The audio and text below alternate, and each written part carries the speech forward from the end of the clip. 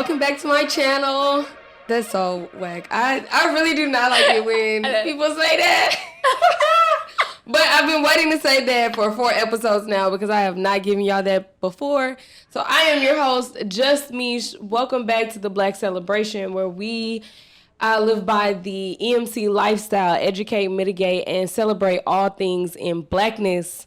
Today I have my good girl, Cliche, TG Knows Curls, to join me and have an amazing conversation. I'm just so glad to have you. It's been forever since I've seen you. Forever.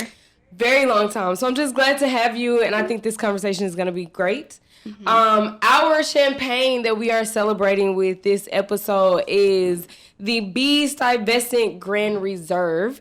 It is an actual champagne. The owner herself went to France.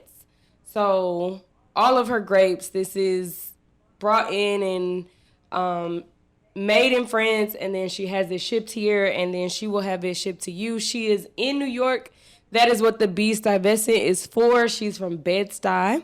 So we're going to have a bottle of this. And TG Knows Curls, you're going to open our bottle for us. Look, I don't need to break anything. No. You won't. I promise.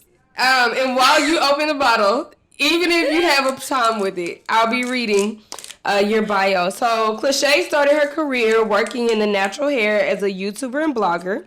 Originally from Nashville, she moved to Dallas in 2009. From there, it was history. She joined some of the top hair care brands doing product reviews with a podcast that is in the works of rebranding called Diary of Afro Latina. Woo! That's how you do it. Oh my God. That thing came out everywhere. It did. It's probably been shaken up. That's why I was like, I've never had it just go everywhere. Okay.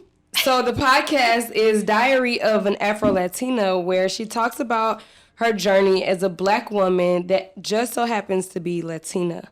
She made this podcast to talk about her struggles and to share her diary with you as she speaks. She's also into social media marketing and has been doing that on the side ever since, for ranging from people in the entertainment industry and influencers. So she is really a Jill of all trades, is what she's telling us. And I'm really excited to talk to you about Diary of an Afro Latina, because that is really what our show is about tonight. We're really going to dig deep into the relationship between the Latin community, Latino community, is that right? Mm-hmm. Okay. And the Black community, and what that looks like for us to bridge the gap between the two. Because it was interesting in your bio, you said that you are a Black woman that happens to be Latina. Mm-hmm. So that isn't usually or always the way people explain it. Yeah. Some people would rather say that they're Latina and maybe Black. So we're going to get into that. Let's get poured up and see what B. Stuyvesant is talking about. It's a brute, so we'll see if it's dry or not. Thank you. You're welcome. We're going to try to get us a little bit more poured up. Yeah. Definitely bubbly. It is. Oh, yeah, it's going to be dry. I can tell. Mm-hmm. But it's going to be good. It is a celebration, so we're going to sip this while we have this conversation. So, first off, what do you mean by that? When you have that in your bio, what does that mean to you when you say you're Black who happens to be Latina? In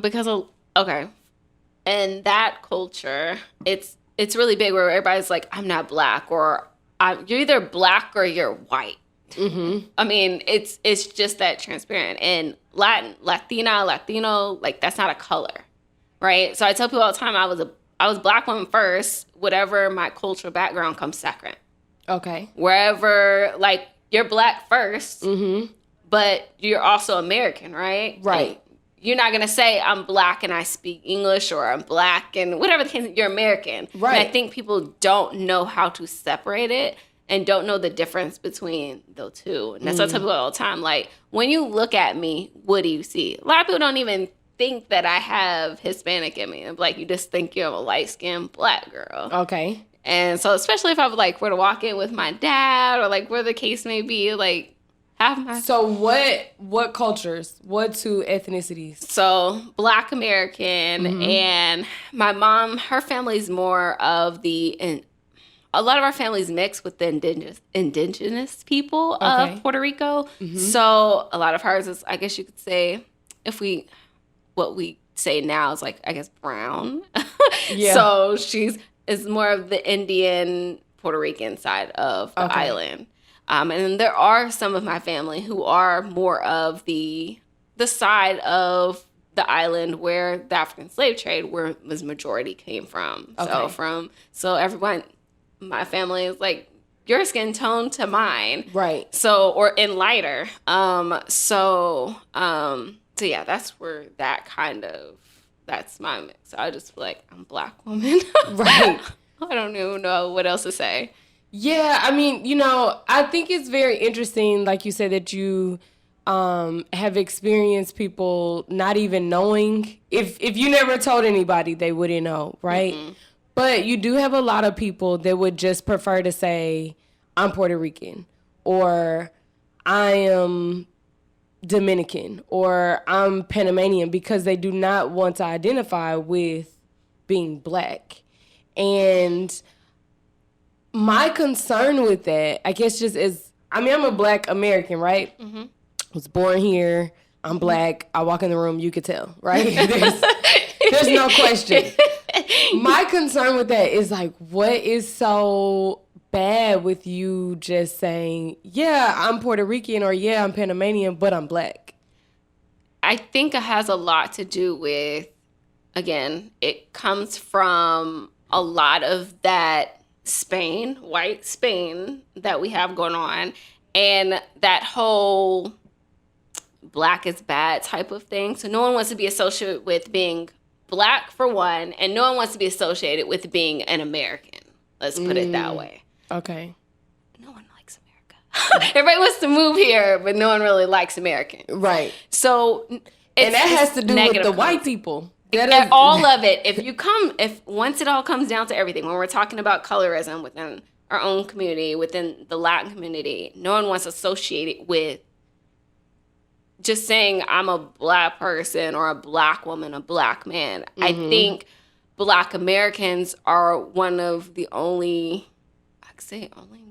people who really identify with saying I'm Black. Right. If we're being frank. Mm-hmm.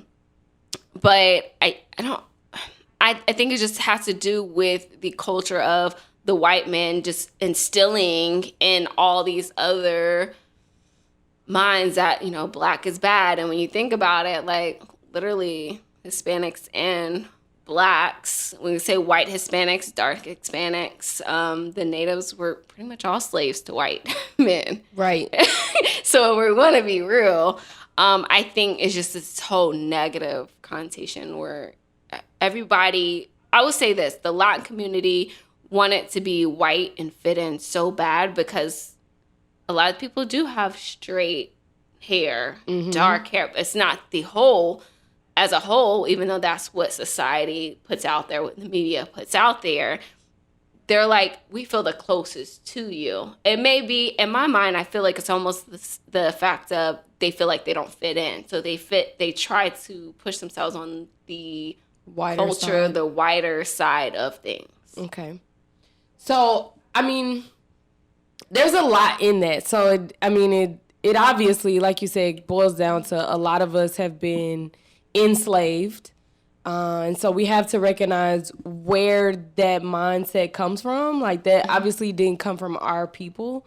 But then also acknowledging that, you are Black, fam. Like, that. I look at some people and I'm like, so I'll tell you a quick story. I went to the Dominican Republic for the first time.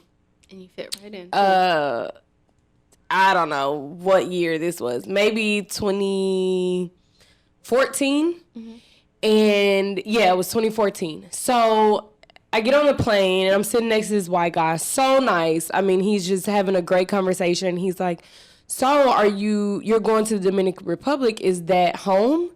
And I kind of looked at him like, sir, why would that be my home? I'm black, right? Because when I think Hispanic, when I think Hispanic, I think Mexican Hispanic, right? But I mean, I'm from Dallas, so that's what I've seen my whole life, right? So I'm looking at him like, sir, relax. Like, are you trying to be funny?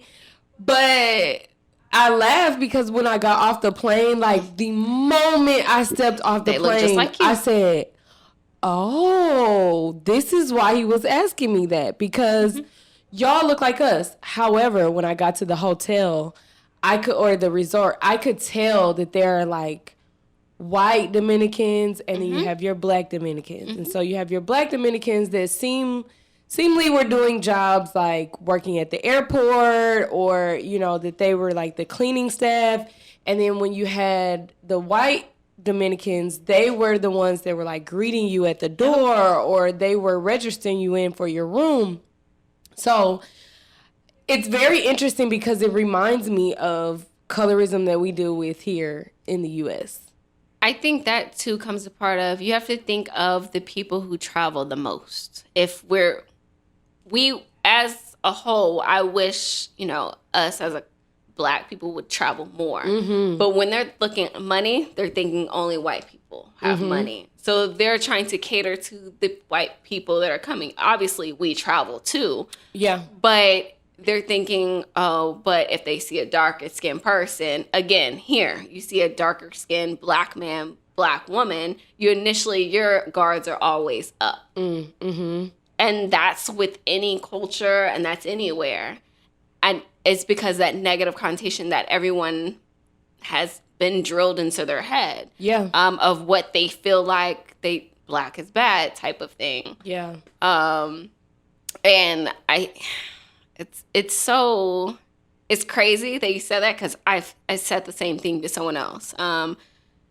They went to Puerto Rico, and I told them, I said, once you get off the main like touristy part and you go to the real part of the beach, you're gonna see people that are darker than me, and they're like gonna come up. They're initially gonna automatically think that you're from there until you start speaking. Yes. And they start speaking in Spanish, and you're like, "What? I don't speak Spanish. I don't speak Spanish." And so initially you fit in. Again, they do that on purpose. Same thing if you were to go to Hawaii. They're going to put the lighter skin Hawaiians in front of you. But when you go on the island, a lot of them are dark. If you ever pay attention anywhere you go, for the most part, the jobs that they give darker skin black people or anyone who has any amount of color, they give them the bottom jobs.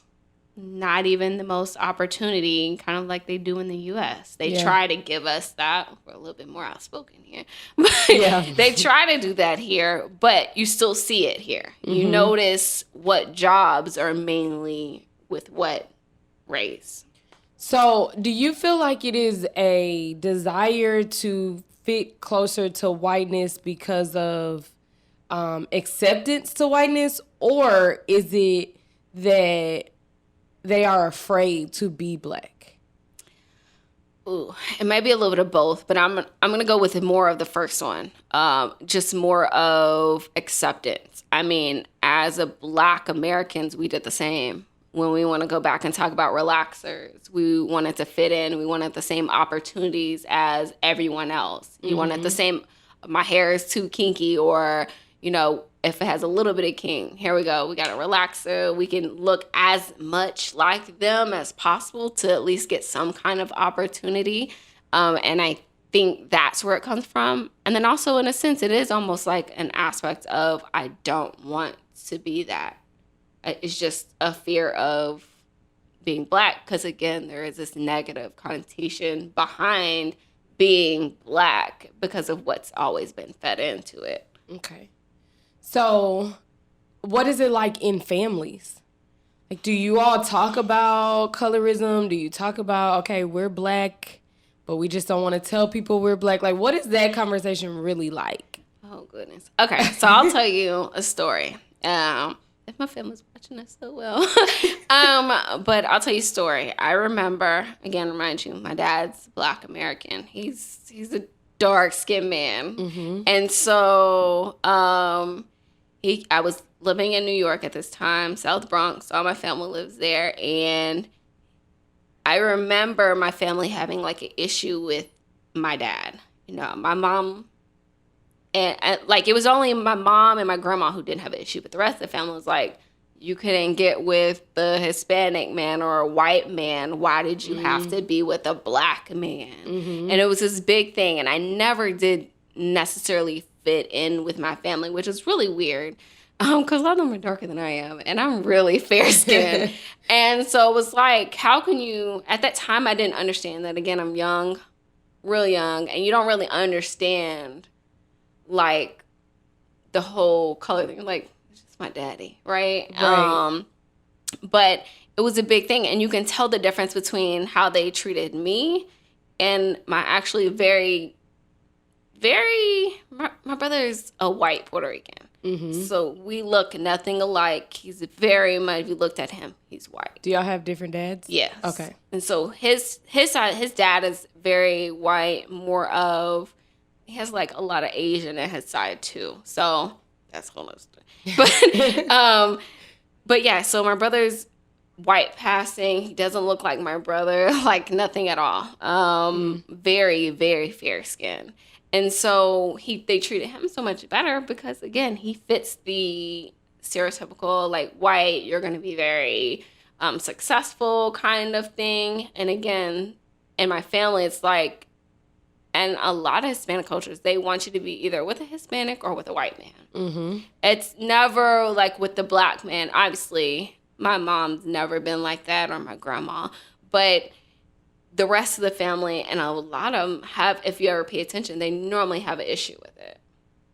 So, just piggybacking off of that, my brother dated a Hispanic girl, Mexican-American, for a very long time. I love her to death. I'm sure she's going to be watching. But I will say, it was not the easiest for him or her family to accept, because I just think there's a like you said, there's a negative connotation when it comes to Black men, Black women, you know, as a whole. And so we would come in, and again, I'm sure you're watching, but I have to just tell my truth.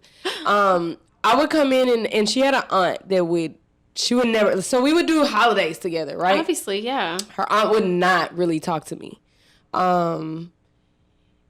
She would just kind of look at me, you know, kind of look at my mom, and it would just, I'm a real lively person, especially during the holidays, like, I want to have a good time. Where's the drinks, you know, who got what bottle and what dish I'm supposed to bring. Right. So anyway, I just would notice that. So I ended up getting a job at a school district, and her aunt happened to be one of the, like, registration people in the district.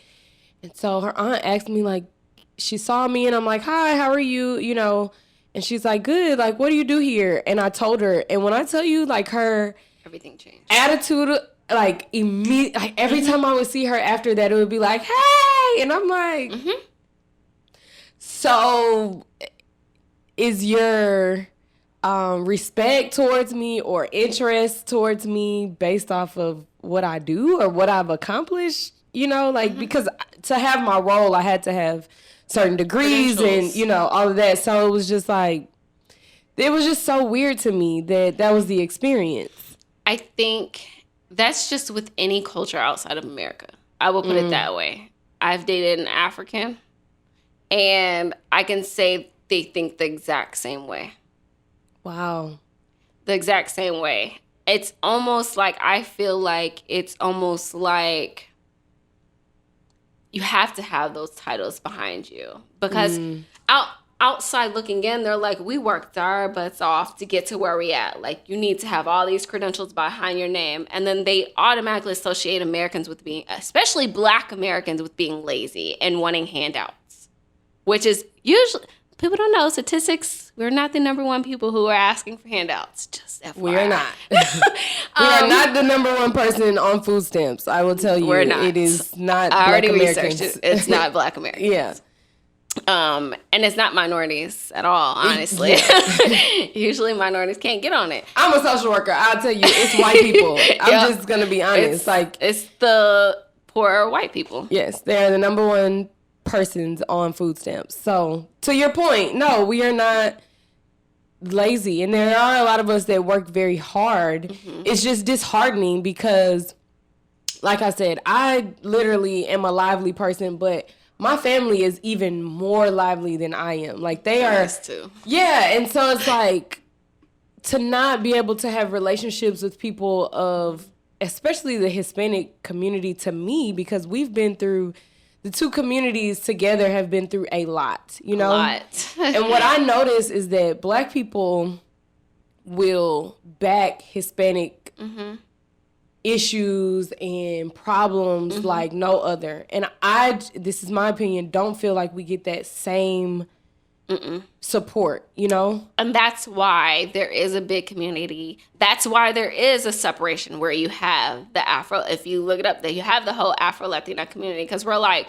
no, we're Latina, but we're Black, but we support our Black sisters and brothers, but we also support the Latino community. Like, that's what we do. And that's why, again, there's such a divide.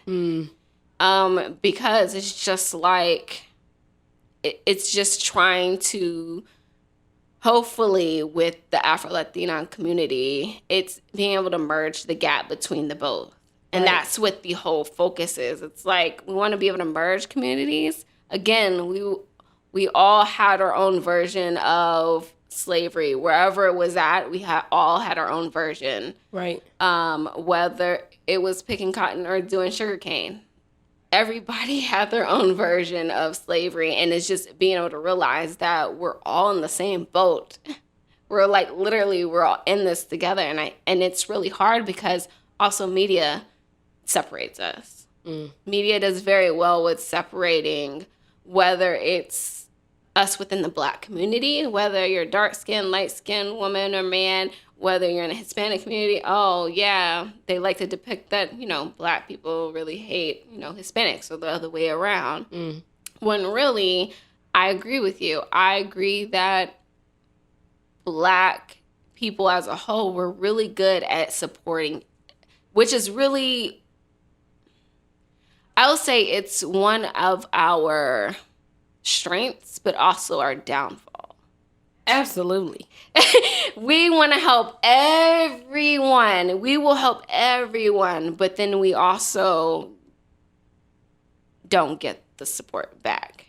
And then we feel some type of one when we don't. And again, it's not saying it's a bad thing that we're supporting everyone, but. Well, let me stop you there because I think it is a bad thing. I'm going to just be honest. This is the whole reason why I'm having this conversation because I'm an open person. I am very much so willing to have people in my spaces and us all work together. But my experience and what I have seen from the Hispanic community towards the Black community, it's a disheartening thing, but it also makes me feel like, well, why am I fighting for you? Right? And so it is a downfall. It's a horrible thing that Black people are so open to give our hearts, minds, service to people that are not willing to give that to us. And which is, again, why I'm wanting to have the conversation, because I want to know, how do we bridge that? Because I've honestly gotten to the place where it's like, I see things and I'm just like, well, that does not have anything to do with Black people, so I'm going to just mind my business. But it shouldn't be like that. It shouldn't. Because not that we're all fighting against, colonizers, but we should all be working towards having a better America, in my opinion. I agree. And I think the only way to do that is to have conversations. Like, I don't hate Hispanic people. I don't have issues with Hispanic people.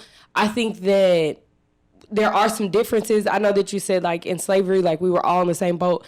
Unfortunately, we weren't on the same boat. Like, Black slaves that are enslaved people coming from Africa experience a totally different. That's what I'm saying. thing Like, than, it's the same boat, but not the same, if that makes sense. But it's like, we can still do this together. Like, we can still fight. Diversity and inclusion includes everybody. We can fight this fight together. We can work on this and being better together.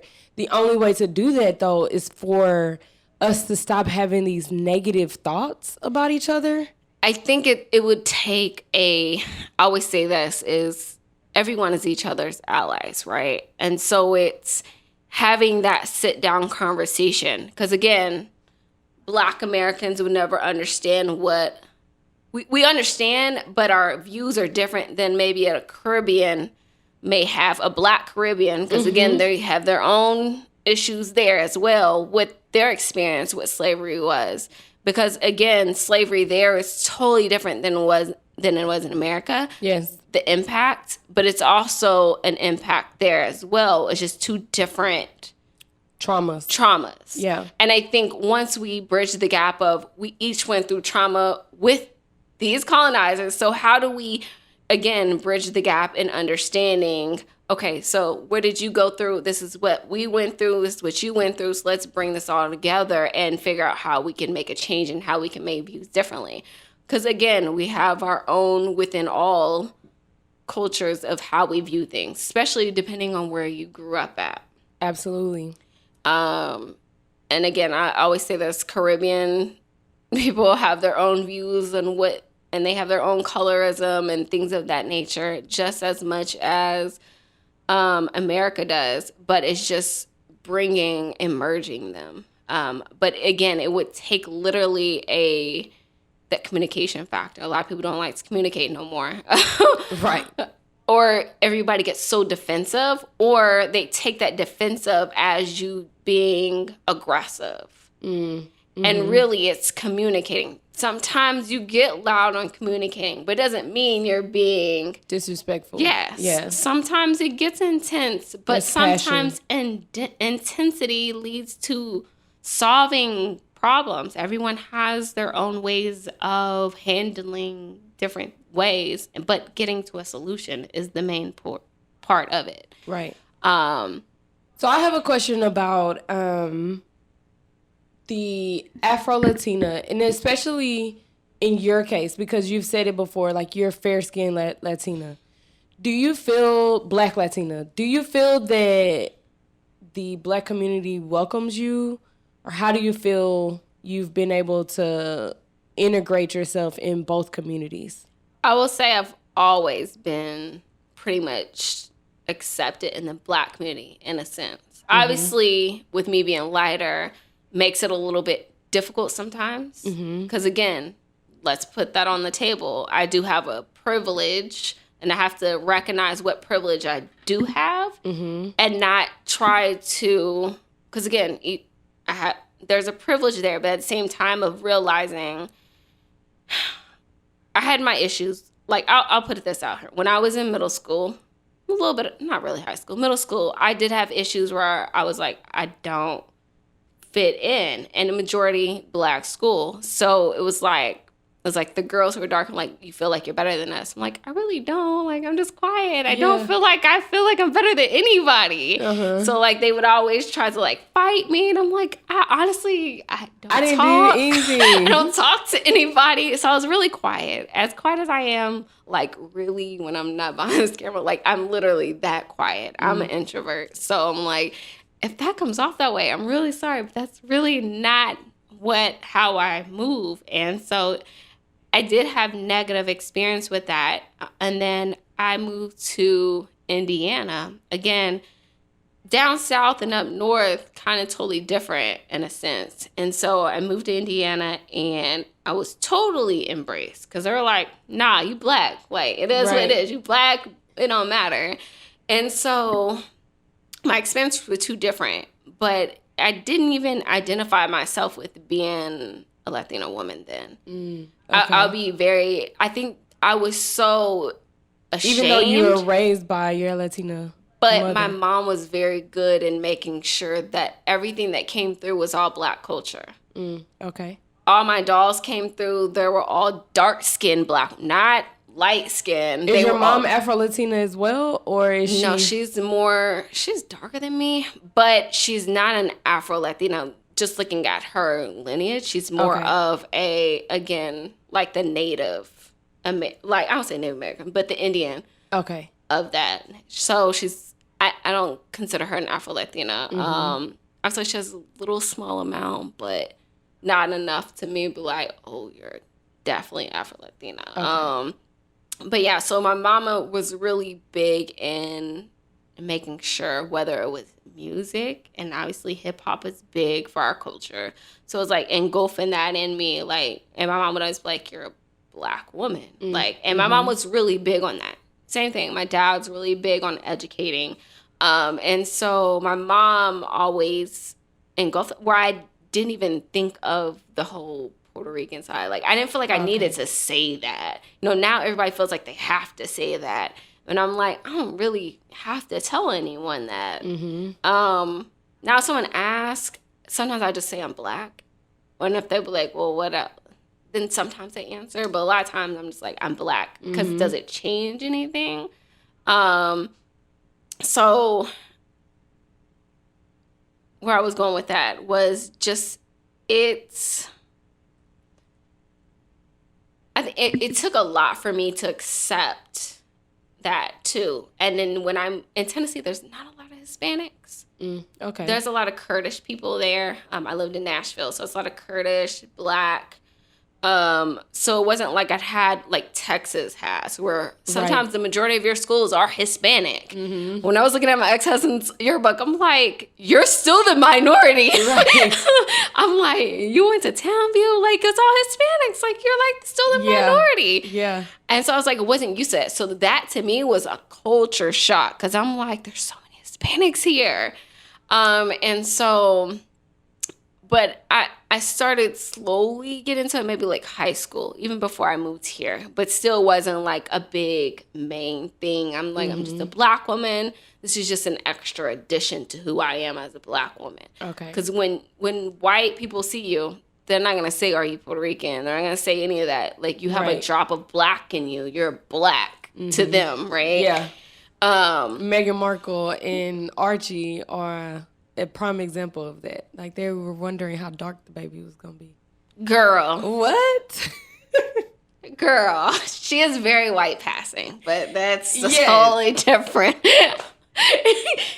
But Lord, that's a mess. Okay, so you feel accepted by the Black community in some ways. There was that colorism there, so you had to deal with that. Sense, I mean, as you grow older, it's not as evident unless you're like on social media. Right. Social media, I feel like it highlights it a little bit more. Where in a sense, like, me and you could be in the same room. Neither one of us are even thinking about that. But someone else could be thinking that. And we're like, where did that even come from? Yeah.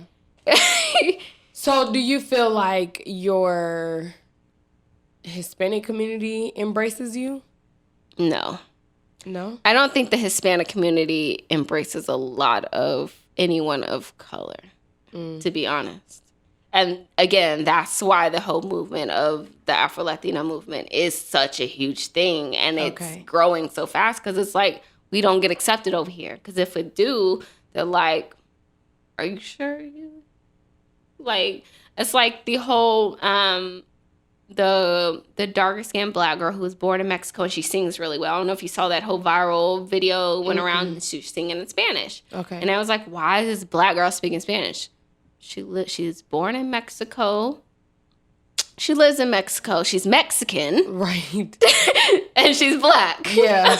What don't y'all understand? It's like being born in America. Like, we're American. We're Black. Correct. So it was like this big thing. I'm like, so Hispanics were like, she needs to quit appropriating our culture. I'm like, what? Wow. Because she's your color. She's got big, curly, beautiful hair. Like, so beautiful. So, sings very beautifully. And everybody, like, it was mainly the Hispanic culture that was like, she's not, why is she appropriating or something? Like, first of all, because I was reading through the comments and I was getting pissed at the same time. I'm like, she's Mexican. Mm-hmm. Just like we're American, Mexican. Right. It's like she's black. She's just from and born in Mexico. She didn't just move there. She was born there. Yeah. And so they were like making this big deal because she spoke fluent Spanish. And all the comments were from light-skinned Hispanics or white passing. So how does that, I mean, how do you navigate that? Like, what do you say to the Hispanic community when they don't want to accept Black or Afro-Latinas? Like, what do you say? It's hard. It's almost like trying to have that conversation with a white person. They have their own little views, so it's hard. I don't even know how to answer that because maybe there's not an answer right now. I don't think there's an answer because it's hard to have the conversation with people who are very ignorant. And same thing for white Americans or whatever the case may be. It's hard to have that conversation if the other side isn't truly trying to understand. Like, they're not trying to go back and be like, okay, there are Black people here. But it would take people to actually travel outside of the United States to actually see that there are everywhere. Everywhere there's Black people. And I'm like, oh, I know there's Black people there. Yeah, there's Black people everywhere. What'd you think? Right. If you're born there, you're from there. I think people probably thought there are Black people here because we were brought here. And Africa, then that's Africa, yeah. But then they forget there's white people in Africa. Exactly. That you have white people in Africa, and then you forget that there's Jamaica, and there's Bahamas, and there's, like Barbados, where Black people are literally everywhere. But so are white people. Like, and I think it's okay. Like, I think it's okay to be a white Hispanic. Like, it is. Embrace right, that. Yeah. But also understand that there's more than just this stereotypical Hispanic with straight dark hair, light skin, complected with what they like to put everywhere. Yeah. You know what I'm saying? It's like, just like there's more to a Black woman. Like, how I'm trying to explain this, but people always, again, go back to colorism within America. And, like, there's more to Black women than just a light-skinned Black woman with maybe looser textured hair. Yeah. So it's having those representation. Yeah, that representation. But media is very great at only highlighting what is appealing and more white passing. Yeah. And it comes with education, because I'll be honest and just say that I didn't know that there were white Hispanics. And when I say white Hispanics, I am not talking about lighter Hispanics. Actually, I'm talking about white. Like, they look like Jennifer Aniston to me. That's my mother. I did not know that existed until I started to travel for myself, until I got out of the U.S. and I started to see, and I went different places. And then I actually had a supervisor that is a white passing Hispanic. She married a white man, and so now her kids are white. There's that. And so I say that to say, it does come with education. It does come with being able to travel and see more. And that being able to travel is a privilege. Like, everybody cannot leave their home, get a passport, and go to Dominican Republic and see the difference. But it's understanding that when you do see the difference, acknowledging it. Yeah. Right? Because what I did say is that when I came back, and I've been to several Latin countries, and then Caribbean countries, just coming back and saying, like, as a human being, we are all, it's a plethora of us, right? Yep. None of us, I don't think anybody just fits right in the box. So it's accepting the fact that, okay, you've gotten the education, you know that there are people that look very different in many different locations. Right. So accepting that, and then, educating other people. I also think, though, there needs to be some type of bridge in community when it comes to Hispanic culture, Latin culture, and Black people? I think it first starts at home because you can't help bridge the gap if you haven't fixed home. Which is one thing I feel like in Latin community. It's hard to bridge something when you haven't fixed what's there. It's like within our own community. It's like if we can't come together because we keep allowing them to say, you know, there's this hate between me and you. You know what I'm saying? Just because we're both on light skin. Yeah. If we keep having that colorism within our community, no one's going to take us seriously. Just like the other communities. No one's going to take them seriously because you're having the same damn issues. But it would make sense if we all came together and say, hey, set this on the table. You're having this issue. We're having the same issue. Just everybody thinks that no one's having the same issues, but in actuality are. Caribbean people are trying to lighten their skin. African people are trying to lighten their skin. So there is colorism everywhere. It's understanding that, yes, our cultures may be different, but we still have the same things going on within our cultures. Yeah. You know what? While you were saying that, it just reminded me of like how it is very easy for Hispanic people, Latinos to integrate into hip hop, right? For example, Fat Joe, Jennifer Lopez, now Cardi B. Because I don't speak Spanish, it's not going to be that easy for me to start singing Tejano music. You know what I'm saying? Like, it's really not going to happen, right? Right. But it's very easy for them to integrate into the hip-hop culture. I almost feel like, why don't we use something like that as the bridge? Like, you're here.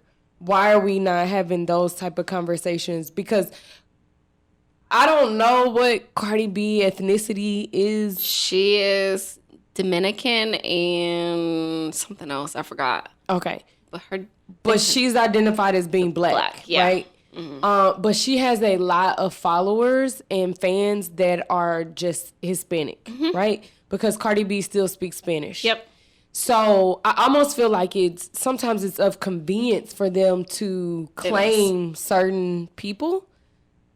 Because, I mean, Cardi B is light, but she also gives off very Hispanic features. Yeah. But at the end of the day, you look at her hair, it's very thick and, you know, it can be very coily. And then also just the way she talks, and she's explained that, like, hey, I'm black, whatever. But I say that to say it seems like it's convenient for Hispanic people when it comes to hip hop. So why don't we use that as like a way to bridge? Because y'all are going to be engulfed in our culture anyways. We're engulfed in each other's culture in a sense, but more sense it is a convenience thing. And I think it was like a year ago, I was having a debate with someone, and they were like, Hispanics, like Afro-Latinas like to use that as a convenience thing. I want to be black when I want to be black, or Hispanic when it's convenient. And I had to think back, and I had to sit back and look at that, and I'm like, you're right, there are a lot. But I think too, I grew up a little bit differently. So I always grew up in the black kind of culture, and my mom always feeding it. So it was really hard for me to understand that. But then when I sat back and I thought about it, I'm like, you're right. Perfect example, J-Lo, what recently, I don't know, might have been the last couple of months. Now she wants to identify as Afro-Latina. No, you've always said. When is yes, what? Yes. I want to say it was like Jennifer. No. Stop. Yes. And it was just recent. I'm like, girl, you've never, ever identified. We just know you a Jenny from the block, Bronx, whatever. Like, no, you've never identified as a black woman ever in your life. You may have dated some black men, but you have never identified as a black woman ever in your life. And now you want to claim it? No, like, you can't. That's not how this works. And so, but why though? Like, that's a convenient thing, because people are like, oh, so I'm really this, and the whole the whole DNA thing, like doing that whole thing. Everybody's trying to figure out what they are now. And so like everybody feels like, oh, so I got all this much West African. But duh, stupid. Your family's from Puerto Rico. You're going to have some kind of West African in you, whether it's a 5% or a 25 to 50%. So yes, of course. So I don't know, maybe she just got like a DNA test and all, like that whole... Is she Puerto Rican? She's Puerto Rican. Okay. And so, like, duh, but she's very... She's white passing. She's a white woman. You've never associated yourself as a black woman. You're not a black woman. You're never. Even if you associate yourself as one, does not make you one. You're not a Rachel Dolezal, whatever her name is. Like, you can do all that. You're still a white woman. Yeah. You know, Evelyn Lozada tried that a couple of years ago as well. When so there's somebody on their show who was basically saying that it was a lot of colorism going on, and they were targeting her because she was a dark-skinned woman. Yeah, I think it popped up on my YouTube for some odd reason, and I ended up watching it. And Evelyn was like, I mean, I'm from Puerto Rico, like I'm black. No. Evelyn, that's not how this works. It's not how this works. Like, there's a difference between Evelyn and a Lala Anthony. Lala Anthony has majority of the time identified as a black woman. Yes. There's a difference between that and that. You would not even know Lala Anthony was even like Puerto Rican at all. Even Carmelo Anthony, any Hispanic at all, until they actually said that they were. Mm-hmm. But they've always identified as black people. I didn't even know Carmelo Anthony was Hispanic until I looked him up. Yes. I didn't even know. The last name still didn't ring a bell. It didn't mean anything. Yeah. But I never knew. And so it's like, you would never know these things. They are very black passing people, and they've always identified as being black. Now, she just used it because it's convenient for her. Yeah, I think it's almost like when you're under heat. Now you want to be black. Yeah. No, it's not how that works. It's not how it works. It's okay to be white Hispanic, white Latina, whatever, and let's like bridge the gap though. Like, be an ally. Be an ally. In that conversation, instead of her trying to say like, oh no, like I'm Puerto Rican, I'm black, she could have just said, you know what?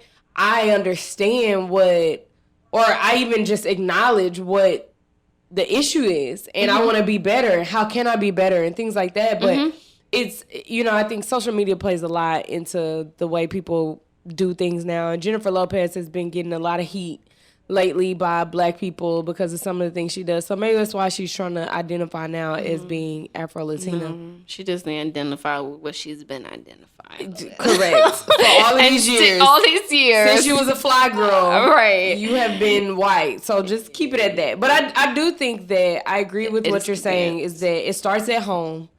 Having these conversations with children. But then even in community, like we can have these conversations, and like you said, some conversations might be intense, but having the conversation and then just accepting things. I think I'm really at a point in life where acceptance is important. It is. And just using Jennifer Lopez as an example, Jenny, accept that you have made some mistakes, right?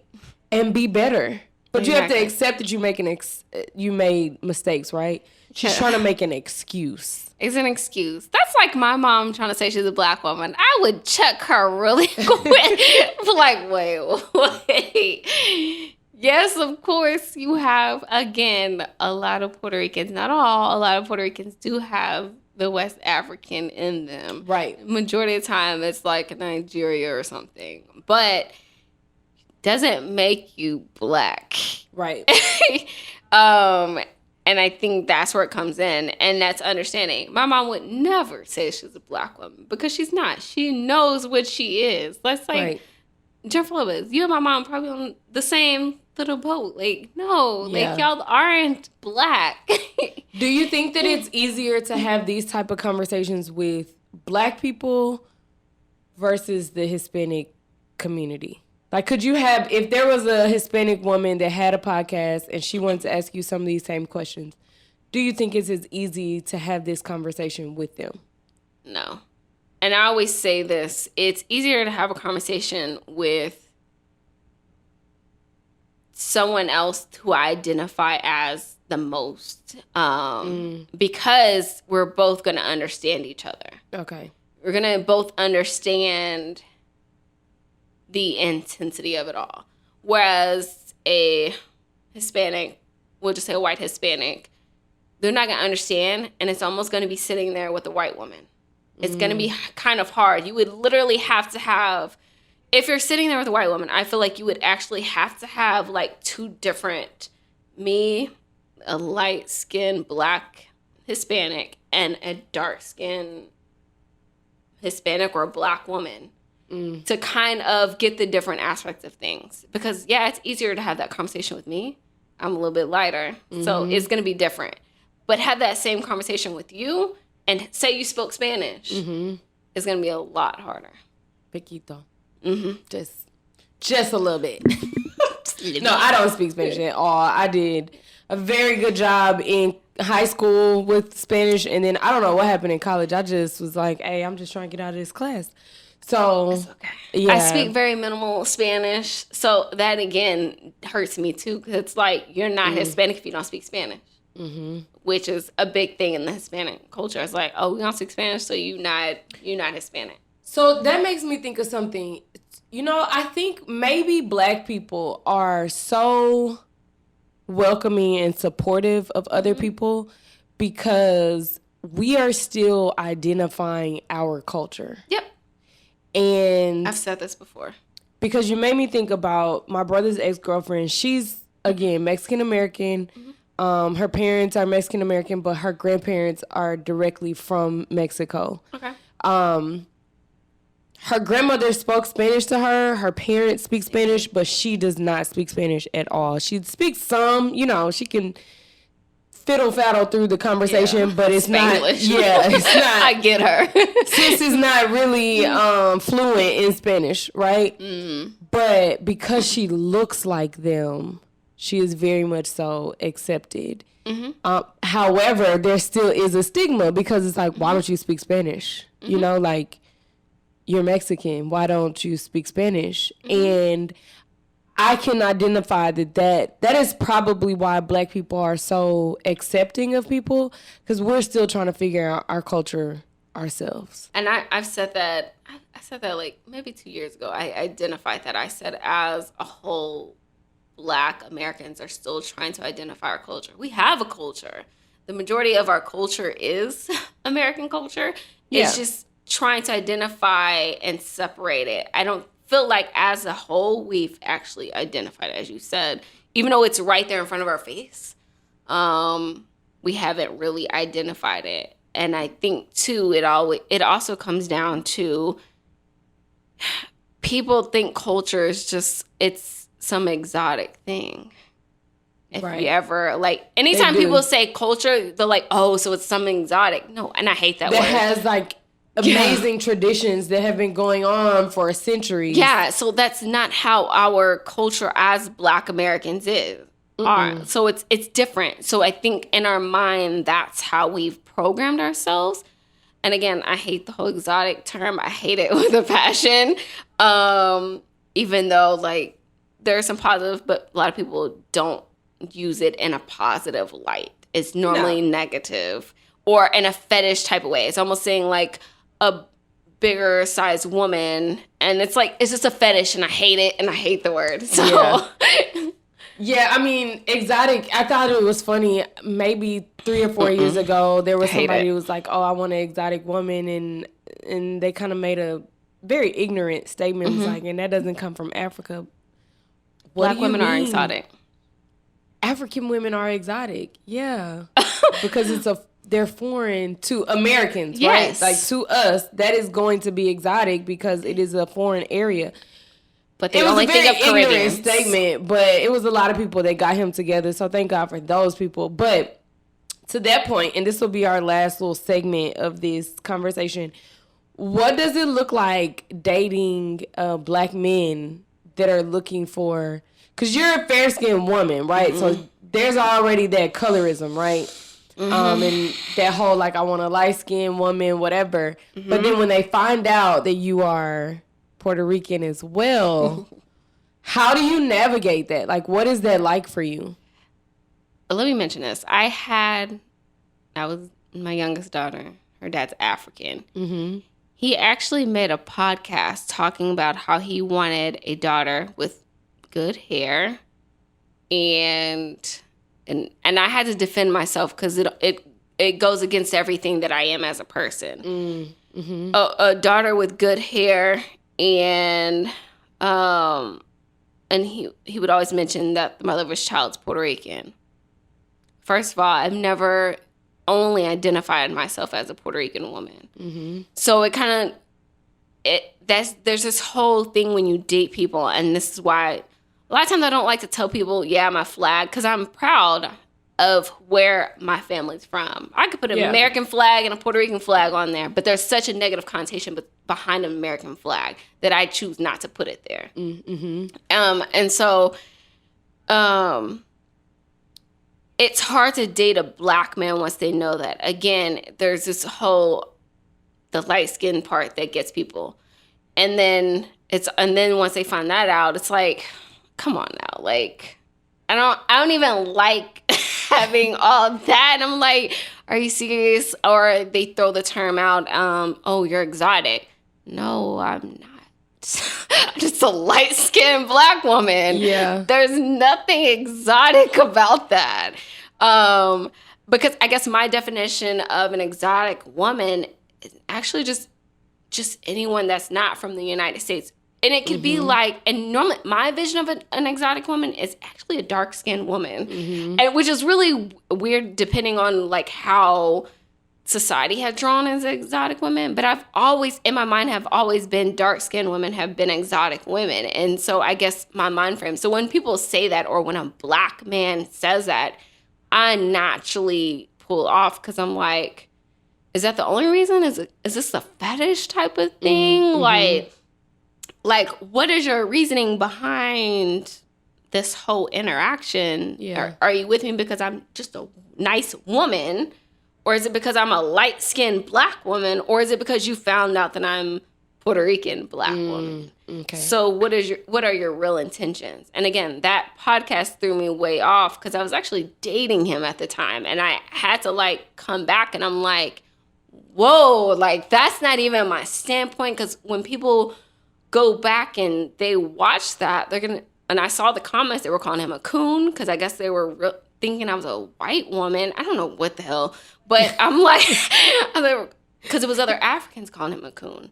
And so it was like, I never thought I was above anyone. Again, there is this privilege as a light-skinned black woman, but I never, ever thought that I was ever that type of person. Like, I don't date someone in hopes that I would get this kind of child out of this. And funny, my daughter is a dark-skinned young lady. And so it's like, that's not what you necessarily get.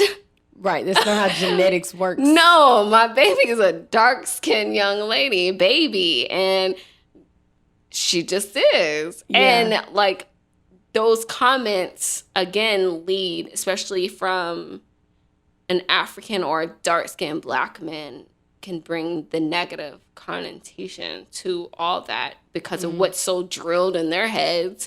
And that's like a totally different subject because that's an African, like a true African American whose parents, he's the first one born here in America. But it's like that whole thing, and it's like, no, that's just their mind frame. Obviously, there are some trash women who do speak like that. Who was that? Joe Budden's ex? Was it Sin? Yeah, one of them. Yeah, that's ignorant. So like that's a total other thing. But yeah, comments like that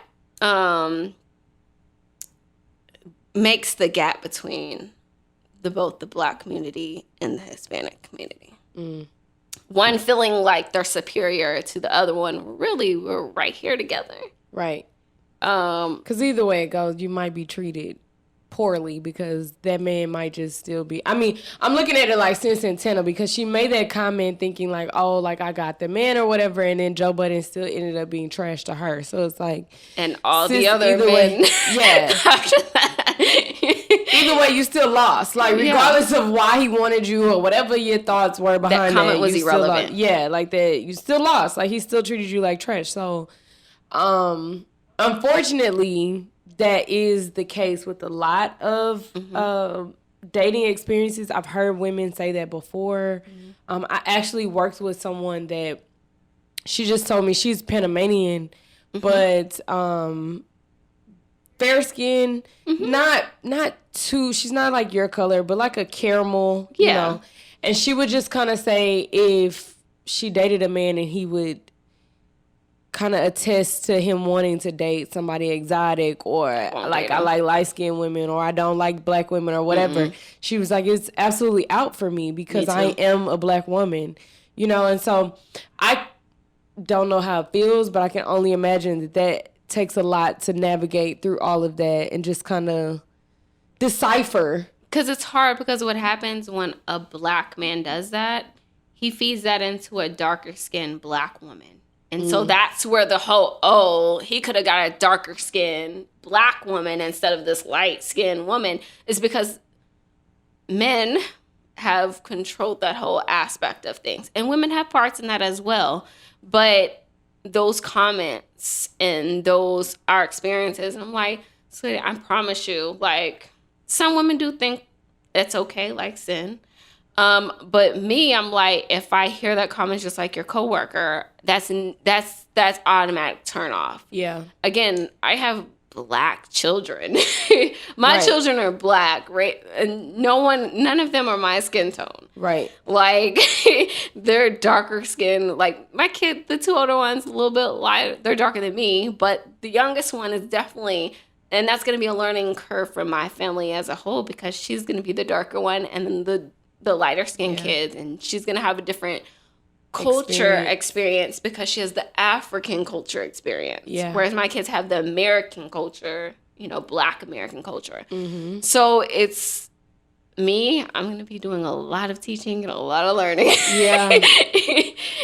Well, I mean, I'm just glad to hear that you're so open to it, like open to the teaching, open to the learning, pouring that positivity into your children and your home.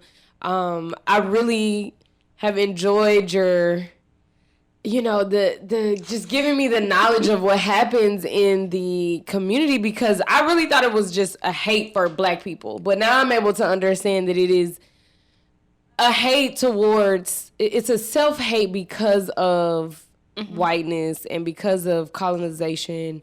And so that gives me a little bit, it softens my heart a little bit. And it continues to make me feel like we need to bridge the gap. I want to be able to continue to have conversations like this to progress us as a whole.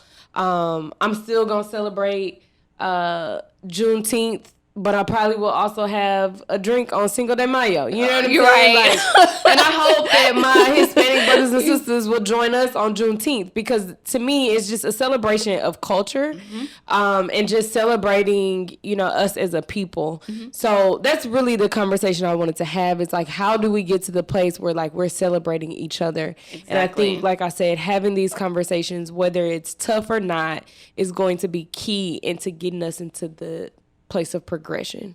So, TG Knows Curls, thank you so much for joining us. How can they find you? You can definitely find me on Instagram and Twitter. It's all TG Knows Curls, and it's spelled exactly like that. TG and the word knows curls. And you can find me on Instagram and Twitter.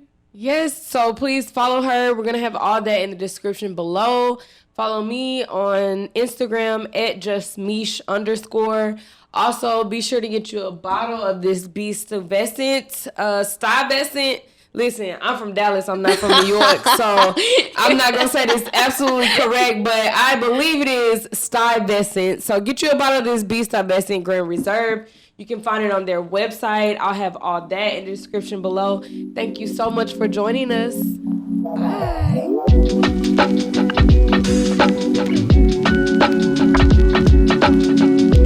Bye.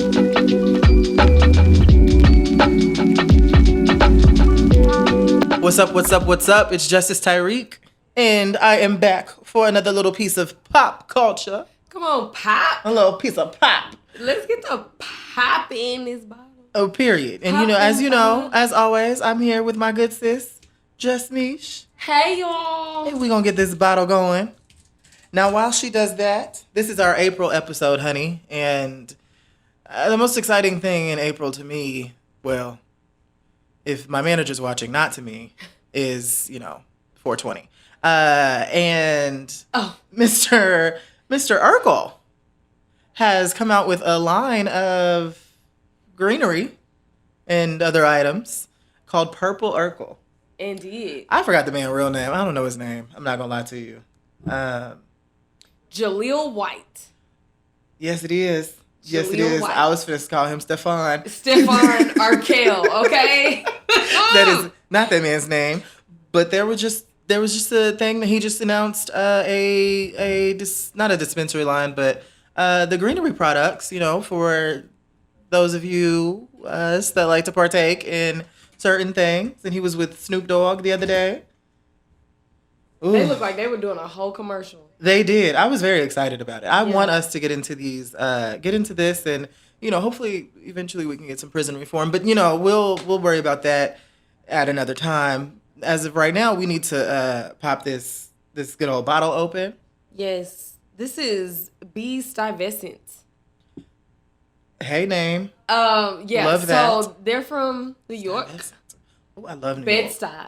Okay, Bed-Stuy. Yeah, and so that's the B. Stuyvesant. Yeah, it's actually called Bed-Stuy, the city, or the bureau. That's the real. Yeah, Oh. I'm from Dallas. Did you say bureau? Well, how do you say it? Borough. Okay, because I'm country. Okay, the borough of Bed-Stuy, and this is black owned by a black woman.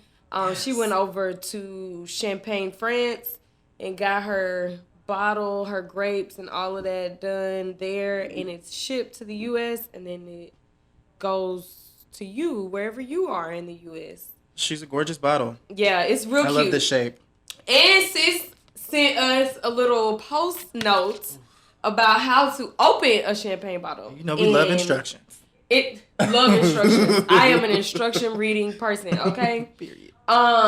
It says step 1, loosen the cage. And so that's what I did. The cage is this little metal part, right? It makes sense. I see it now. I get it. I understand. Loosen the cage. Step 2, hold the bottle at a 45-degree angle. Now, sis was not the best. I know 90 would be here. Yeah, so it's half a 90. So it's going to be like good here. Yeah, I think that's natural. That's that hurt a little bit though. Did it? Is it heavy? It's heavy. That means you get good product. Right.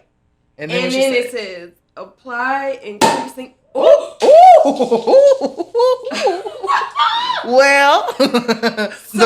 we got Bed-Stuy on the floor. Indeed. So listen, sis, this is second time I done opened one of these bottles and it has literally spilled everywhere. So sis, them instructions don't work. We need you to come on the show and teach us how to open this bottle because this is the second time one of these bottles is open and spilled half of the drink. All over the place. All over. She seems very bubbly. She's giving a lot of bubbles. She is. And a lot of spills. And we sick of it. Okay. But it looks like it tastes great. It does. All right. I'm going to let you try yours. Okay. I'm not going to get that much. Let's see. Well, let's cheers. And so I like it. It's stronger A little, than other brands that we've tasted. She's good. But baby, we're not opposed to a potent drink over here, okay? Listen, I may need to add something to mine every once in a while. We like to do a little mix over here. And we'll. At least little Saint Germain, a little Hennessy. You just never know. Saint Germain, I like the name of that. Yeah. I don't know what that is. It's a liqueur. Yeah. We do love a liqueur. So we love Hennessy. It's called a French 75. You mix the champagne with the Saint Germain. You got a French 75. That sounds fancy. Yeah. I like that. It's cute. Going to a bar. A French Let me get a 75. French 75. That sounds very adult. I just when I'm trying to be on my grown up stuff, I'm like, just let me get an old fashioned, because I seem like an established young man. I'm not.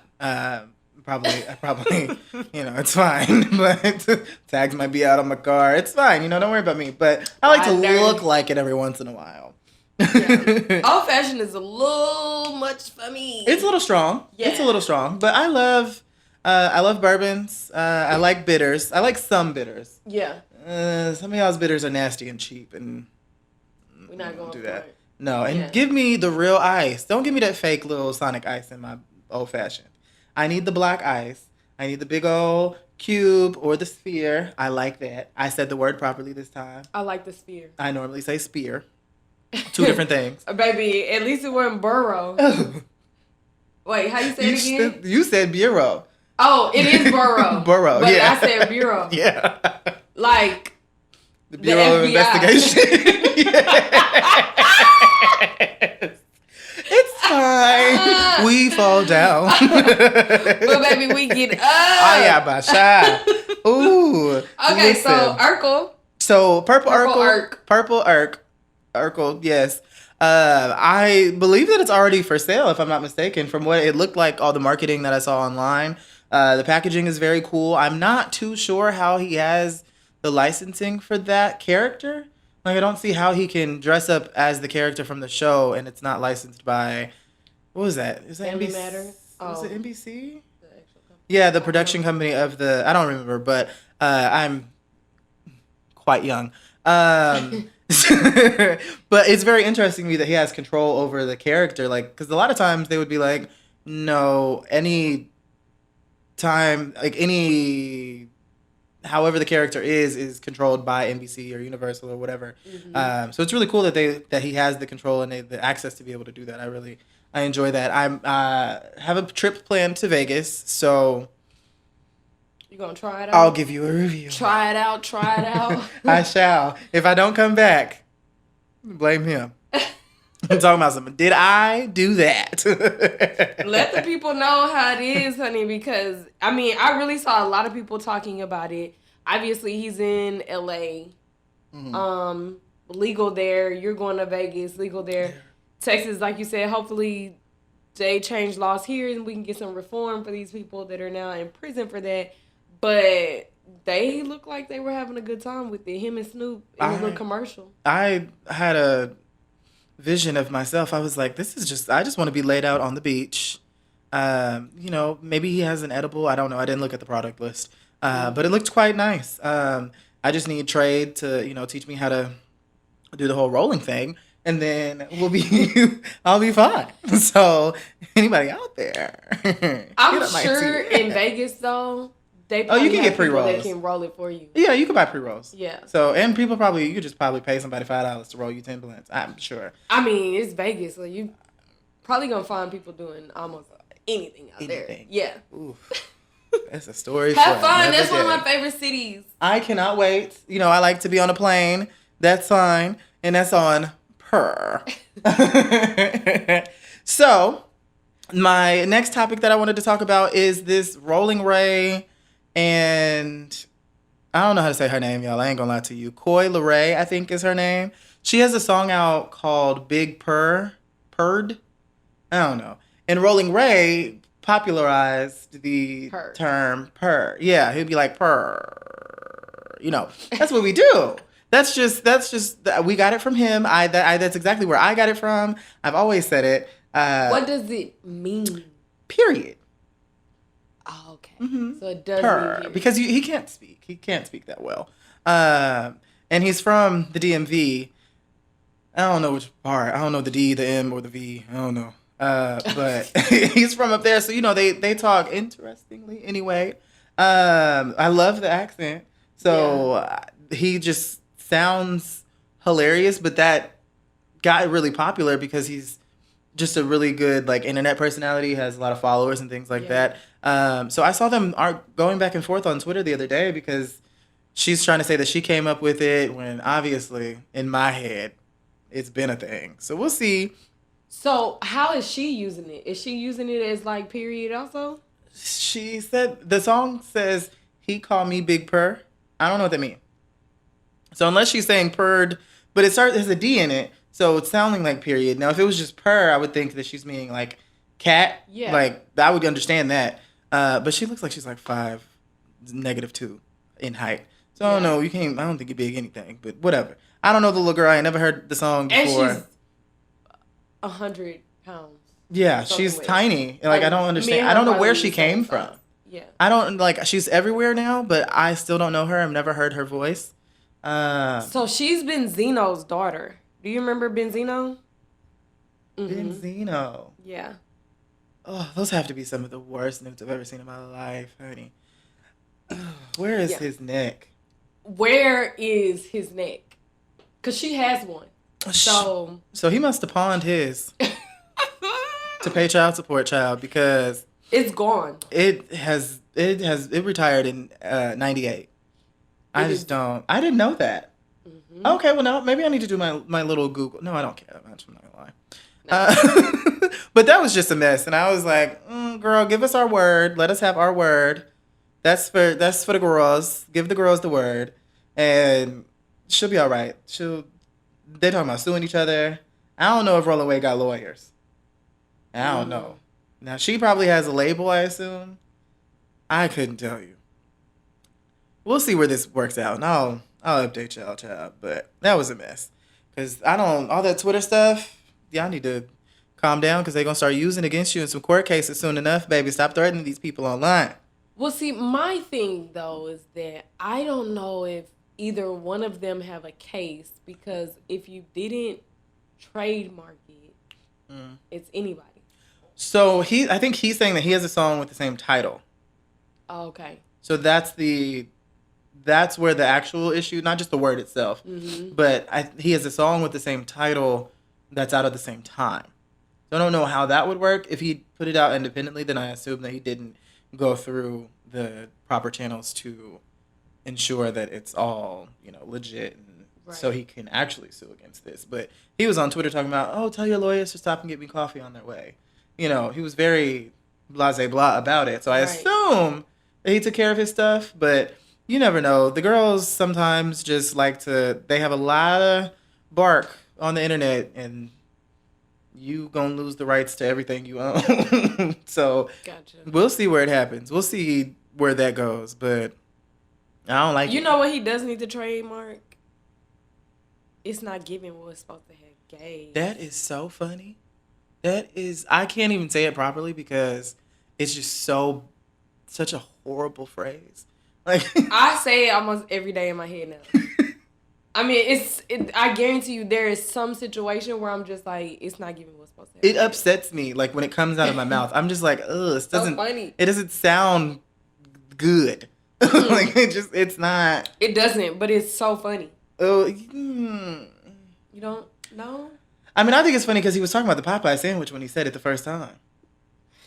And do you know the mess about that Popeye sandwich, honey? I was going through it. It was a mess. That's where I remember he had them big old red long nails on. He was like, Now, it probably didn't taste good because he probably got it delivered. DoorDash be taking 3 hours. 3 hours, yeah. Ooh, so upset. Sandwich cold and soggy.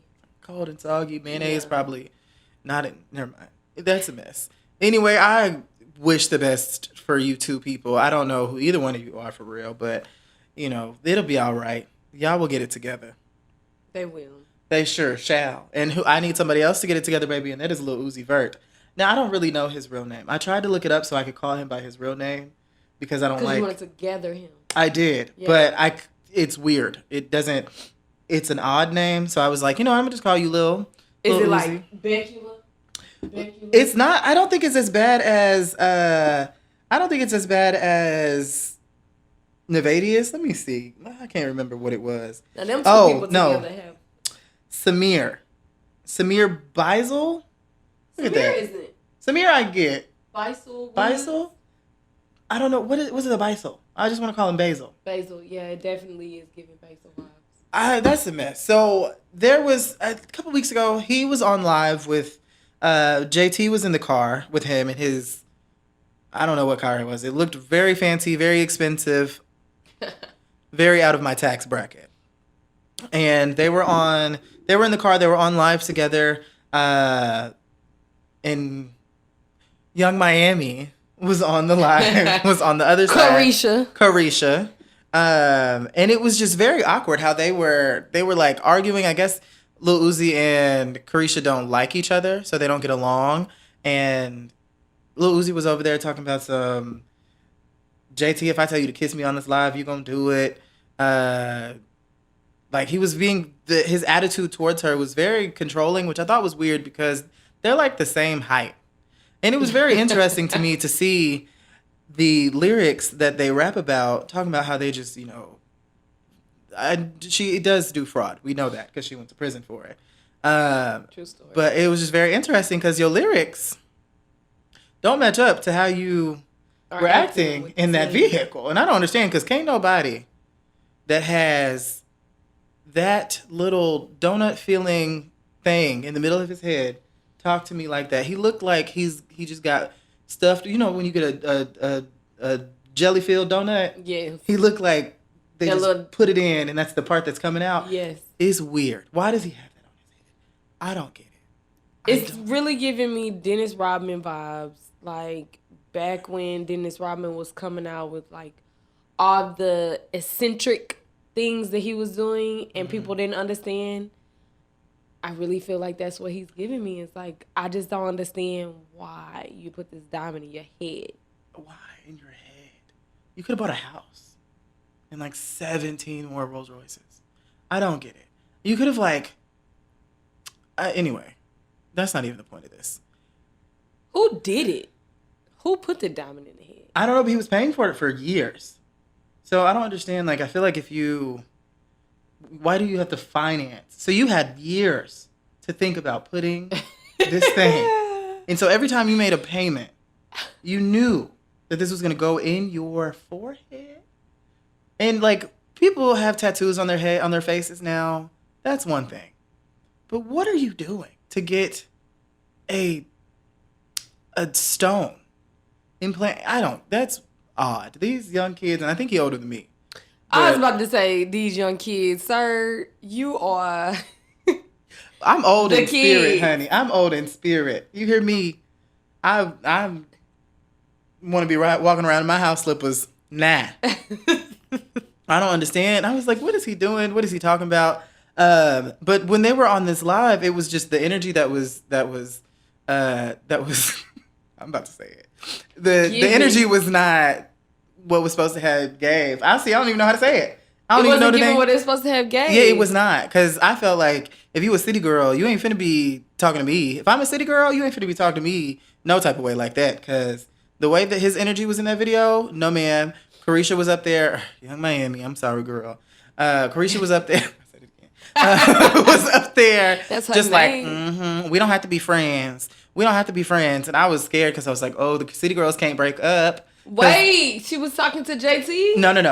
She was talking to Uzi. Vert. Okay. Yes, she was. They don't have to rock with each other and I think that's true. Y'all don't have to be friends, but I also don't understand why this is on the internet. Why did you happen to do this on live? Why can you not just turn your phone off and have a conversation? You're both quite wealthy. All three of you are wealthy. So I know you have access to cars. You're in a car. So you could have just drove over there, had an adult conversation. Why is it on live for your millions of fans to see? And now everybody's speculating that's going to put drama. Too much. Carisha, baby daddy got on live talking about another man that has a lot of tattoos on his face. I feel like his name is Southside. He got on live talking about some Uzi. I stopped you from getting jumped or robbed. I think he said was it Offset? Takeoff, Quavo, one of the Migos. Migamos. It was a mess. So he said that he gonna slap him the next time he see him. But I think it's gonna be fun because Lil Uzi about the size of this microphone right here. So I would like to see it. I'm not even gonna lie. I do enjoy a hood rat moment every once in a while. But I'm gonna pray for all these people involved because y'all have too much money to be carrying on like this. All this riffraff, all this flim flam. What I don't understand why these black girls that are rappers or singers or whatever, why can't they get with like basketball players? Like, why do y'all have to get with other rappers? Because what I feel like with Lil Uzi Vert, even Nevadius, or whatever his name is, I feel like there's like a competition with them because they're in the same genre. You know, they're in the same career path, for lack of other words. Right? So, like... And none of you make music with meaning. Yeah. And so, like, I feel like Uzi Vert might be talking to her any type of way because, like, she has all this popularity. And, I mean, he could have other issues, right? But I see it a lot with rapper girls that get with rapper men. Why y'all just don't go, like, y'all have access to everybody, like, find a basketball player. I don't really rock a football like that, but find a football player, like, it's baseball players out here. It's, you know what I'm saying? They don't get hurt, and they're wealthy. Wealthy. That'd be so fun. And Dominican. It's business owners, you know what I'm saying? Legit or not legit. But why do you have to be with the other rapper? Why do you not want to get treated well? I don't understand. Yeah, I don't like it. Like, why are you so Get out of the music business. The music business, I think all businesses are toxic. But two people in the music business is giving me very Whitney and Bobby, and I'm not feeling it. Bobby was very, very jealous of Whitney, and that's what these other relationships give me. So, JT, girl, I hope you can find somebody else. I hope. Because he's not cute anyway. He is not cute. And like his little feminine mannerisms, I almost said aneurysms. His feminine mannerisms are adorable, and I think like he's fun. I don't have none of his music in my phone. I can't tell you a song other than All My Friends Are Dead or something. That thing. I know that one. Yeah, I know that one. It's about money, I heard. I don't think it's about dead people or something. Don't ask me. Either way, he not cute, girl. Like she said, that's it. That's the buck stops here. At the end of the day, he is not giving what he's supposed to have gave. Them looks are not it, and you can find somebody else. I just feel like, why did he have her looking like that? He had her looking like a Power Ranger from freaking. Sorry. He had her looking like a Power Ranger down by Oak Cliff. Like, what in the world? No! Like go Power Rangers to Big T. That's what she looked like. I was not. It was not cute. I don't enjoy that. I don't like it at all. I just want them to get it together, honey. Go get you another tattoo, another car. Relax. Go see a therapist, please. I think everyone involved needs to talk to a professional counselor. I'm taking new clients. Plug. Go ahead. Plug yourself. I'm taking new clients, so, you know. Well, listen, I can't even really say that I wish them the best because I don't care. Like, what? He's weird. He's odd. I don't understand him. I like Carisha. I really like her energy. I like her vibes. I like how hood she is. She's so pretty. I like how like country she hood country. She's real pretty. I like JT. My sis is out of the prison bars. You know what I'm saying? She's back in the streets doing her thing. I want to see them flourish. I do too. Without Lil Uzi Vert. Without. Honestly, the internet came up with a little thing to where they wanted to see like a reboot of The Simple Life that with Paris Hilton and Nicole Richie. Mm-hmm. But with the City Girls. I would watch it. I would pay to watch it. It could be on Zeus and I would watch it. I will download an app. I will watch it because I would love to see them on a farm in like some Manolo Blahniks. I don't even know if those are still a thing, but They're still a thing. Are they? Yeah. Okay. I just heard it in a Beyonce song once, and that's the only thing that I know about them. And like, I would love to see them walking around in Prada shoes, like shoveling pig stuff. Santana has to be there though. Oh, what do you mean? Yes. I mean, Like- he has to drive the car. Yeah. Is that the boy that took you to Myrtle Beach on a boat ride? Carisha! Carisha, please. Ooh, I love them. Oh my gosh. Yeah. I would go insane. Like if they had to work like back at like Piggly Wiggly or, Winn Dixie. Isn't that what's the girl name? Cardi B is doing? She has a show like that coming out. It's just her. I can't tell you that I follow celebrities online. I don't. I saw a commercial. They're so weird. They just be going through so much. And Cardi B, I love her down. But, child, she be arguing with folks, and I just don't understand it. I don't understand for probably the third time on this podcast what she be saying. So, I can't follow I don't know. Becky List. I would like to see, Bel Khalees. Bel Khalees. I cannot Bel follow her. Khalees, Because I don't Al-Manzai. understand what she's saying. Yeah, no, you can't. I don't know. I don't know why she should just take maybe some diction classes, but that is neither here nor there. But I would just love to see them doing like regular people stuff, because now that they are wealthy, they probably don't remember what it was like, even though it wasn't that long ago. I mean, heck, they was in prison, they was working normal jobs, but now they rich and in condos down on South Beach and stuff. So I would just be very entertained about it. Yeah, and you have a certain mindset when you. I mean, let's just be real. Me and you are nowhere near wealthy, right? I mean, we can go to North Park and spend a little money.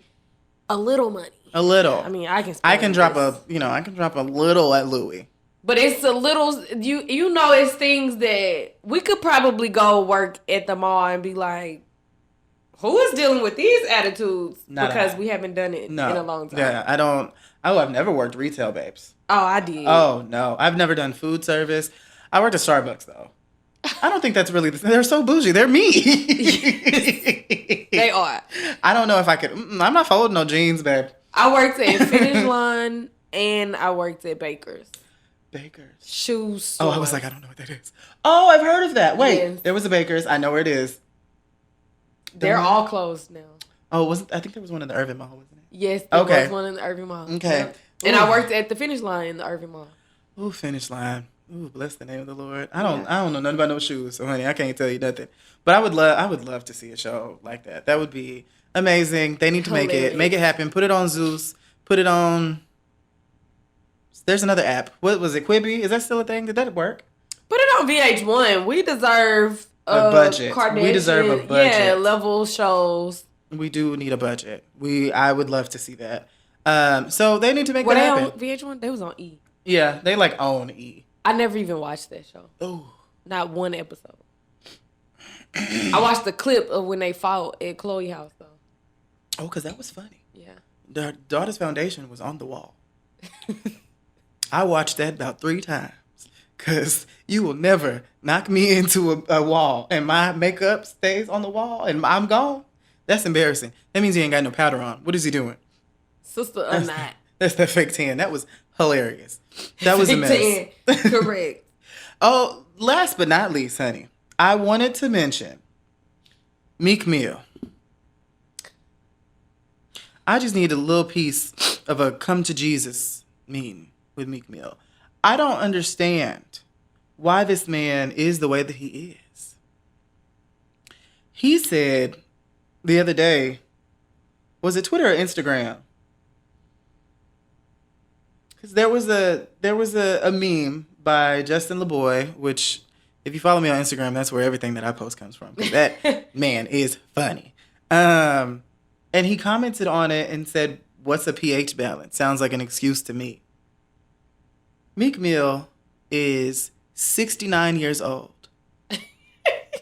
And he doesn't know what a pH balance is. Now, I don't understand where you call yourself an adult man. First of all, you need to stay out of these women's business. That's what you need to do. That is the first thing. Because you're talking about it sounds like an excuse, even if it was. I mean, sometimes it probably is. It could be. It literally could be. It legit But can it be. could also be. Regardless. You need to know what it is. Stay out their business. Stay out their business. But the other thing, though, is you literally asked a question on Instagram that the internet, yes, but you put it on the Instagram when you could have put it in the Google. She's free. She is. I've never gotten a subscription, a bill. She's never charged my, Chase account. I don't understand. Not ever. Not once. She's never asked me for $1. I don't understand. You could have just literally typed that same thing. That exact same thing. Except for the sounds like an excuse part, because that was dumb. But you questioned it. So where there's a question, there is an answer. Yes. I don't understand. Like, Google has been around since I was like 1, I think. So you have no excuse. When I read that, I legit said, are you dumb? Because you could have put that in Google. Like, you didn't even have to. You didn't have to. You did not have to. You just did not have to. It's a shame. I want that moment that's when I was like, no wonder he ended up getting locked up, because he didn't understand the actual probation. He needed a tutor. He didn't understand the provisions of his probation. He couldn't have. Because you didn't use reasoning in that moment to say, I have a question because I don't know what that is, so let me Google it. Exactly. Does the average person not go to Google for almost everything? I Google things that I do know to make sure I know them. What? Facts. Like, I just want to make sure that I know as much as I can. Because I'm not, you ain't finna call me dumb. Let me tell you. Listen. I will light you up. No, ma'am. I want to, like, why? I don't understand in the 2021 of things how you can speak on something in such a public forum so loud and wrong. Like, you could have taken, you don't even have to type it if you have a problem with that. You just press the little thing. Honestly, I could probably just say, "Hey Siri," and she'll try to help me there. You don't even have to ask Google. You'll just have to learn. I don't understand it. We have to do better. It's really sad. So I'm done with Meek Mill. I'm done. What with is his real name? Because that's. You know what I'm gonna do? You know what we can do? You know what I'm gonna do? You know what we can do, Meek? We can Google it. What is Meek Mill's real name? Ooh, this is okay. Robert Rameek Williams. He is 33. He is too dang old to be not Googling stuff. That's why you lost Nicki Minaj. That is why. That's a bag fumbled. I don't understand. That's a literal bag fumbled. She is wealthy. Oh, man. That's unfortunate for you, sir. But learn to Google and learn to shut up.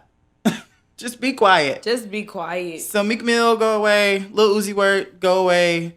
And to that, I just say, damn. Double homicide. I don't know what that show is that's coming out. But baby, when it comes out, I will be there to watch at least that episode. These clips have been taking me down. Shout out to Puerto Rican Princess for coming back. It looked like she's trying to make a little comeback to the reality show arena. I can't say, now that I don't know if I'm going to download the app for, because I also can't understand. Gotta have an app? It's on Zeus. Oh, somebody will upload it on YouTube. They sure will. Watch it there. They sure will. Well, Black China's show was on Zeus first, and then it got picked up by somewhere. It's on something, some streaming service that I have. Oh, okay. Might be on Hulu. Somebody said they wonder how people from Boston say Hulu. It might just be on there. So we shall see, honey. I might take a gander at it when they upload it. Yeah. So we'll see, but I'm glad that she's making a return. But them girls is funny to me because I've seen a couple different clips, and it is gutter snipe excellence. Listen, let me tell you something. Double homicide. I'm never gonna stop saying it. Never. I can't. I just be like, damn. Double homicide. That's when I got a 2-piece down at Popeyes. You ate all that chicken. I love chicken. I do too. I can't eat it like I used to, but You chicken either? is good. Child, I'm trying to get, I'm trying not to need a BBL or a 360. I'm trying to be. What's a 360? It's what Santana got. Oh, okay. They do it all. Gotcha. I think it's only like 10,000, so I'm just gonna go down and get me one. The Rodeo Drive? Is it Rodeo? That sounds expensive. I might just go. We got some good doctors here. They're more expensive here. Oh, nope. Okay. Well, Yeah. I'll see you in Tijuana. Any type of surgery here is going to be more expensive. Oh, okay. Well, we're not doing that. Like 1.5, not 2 times, but about 1.5 more expensive. Oh, okay. Well, wherever it's cheap at. Miami or LA? Okay. Now, see, that's the problem because I'm gonna have to take a vacation. You gotta stay there Yeah. for like 2 weeks. I don't want to. And if I'm not gonna stay in Miami and can't go to the beach. No, that's not fair. I'm trying to be on Ocean Drive. I'm trying to be on the back of a Mustang or zooming through a Jeep. Just on Collins. Down. Okay, Collins. Hey, listen, I love me a little piece of the 305. Oh, the only street I know is Ocean Drive. Ocean Drive, yeah, Collins is next to it. There's a couple. I know a couple. I'm not gonna put myself out there because I likes to go. It's the land of Trina. What do you mean? I don't know anything about Trina. And with that, this is the last episode. But Trina was the 90s. I wasn't able to listen to that in the 90s. The 90s, she put out an album like 2 years ago. Who? If you say, I'm not even gonna touch that. I'm gonna leave that alone. 305, I'm gonna leave y'all alone. Ooh, not the Diamond Princess. Don't do that to me. Don't do that to me. How old is Trina? Probably like 43. I don't care. Nicki Minaj is like 39. So they're not that far apart. But when's the last time Nicki Minaj came out with an album? I don't know. Didn't nobody buy it, I think. I love Nicki Minaj. Speaking of 90s music, R.I.P. to DMX. Yes. I was about to say one in the air. That's not how. Not it's drinks, like, huh? It's a couple of ounces. Yeah, I'll finish it. We love you, dog. Stop, drop, shut them down, up and up, shop. I just did not know that Trina had an album. But 90s was good music. I'm very offended. Honestly, I'm gonna send you a couple songs. A lot of people would be offended by music I don't know, so. Well, guys. I think we're done. Double homicide.